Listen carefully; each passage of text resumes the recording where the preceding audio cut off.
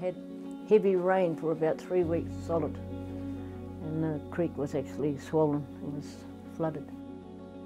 He put his gumboots on and went out the door, and I said, "Now go away, love." And he said, "I won't go away, Mummy."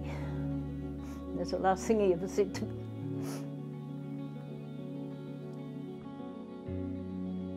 Water depth was described as maybe being about 3 to 4 feet deep. But even then, as we know, that's sufficient for a 2.5-year-old boy to be obscured.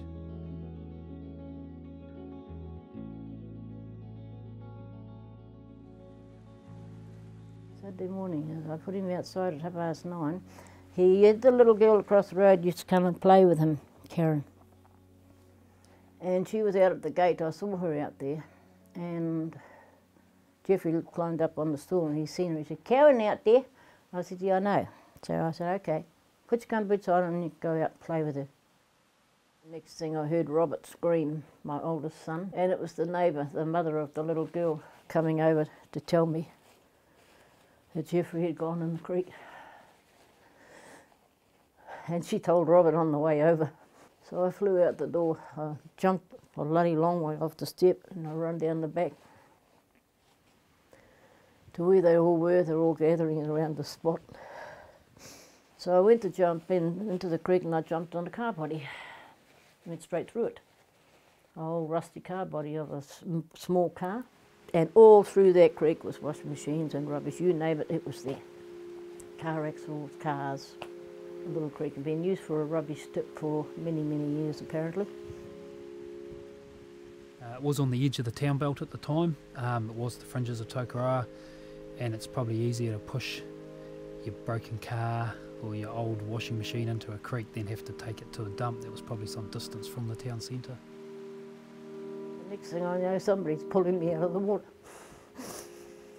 I'm searching for Jefferie. Next thing, 2 arms come and just pulled me out of the water. And I'm screaming to go back. They said, "No, go home, go home." By that time, there was a lot of people there. A friend of ours, Tangi Seeley, he had a contracting business. He came into us and he just came up, put his arms around me. He said, "I've got my boys down there. They're getting all the rubbish out." He said, "So far they've made 2 trips to the rubbish tip." He said, "We're bulldozing the creek over so we can drain it down and see if we can find Jefferie."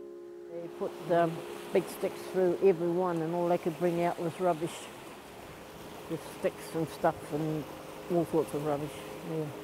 There's no way in the world he could have got through that rubbish. Yeah. That's why I wonder whether he's been picked up, he's been taken. So some of the information that was being alluded to was about the suspicious behaviour of a person in the neighbourhood.